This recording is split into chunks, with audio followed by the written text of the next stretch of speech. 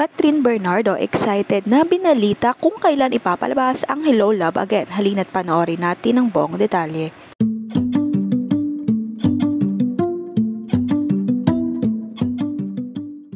Umattend nga si Catherine Bernardo ng Preview Girl kahapon September 6, 2024. Kasama niya rito ang iba pang mga celebrities. Sinagot naman ni Catherine kung sino ang Hello Love Again niya ngayon. Ito naman ang naging sagot niya.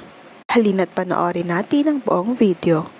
For you, Kat, who do you want to say hello, love again?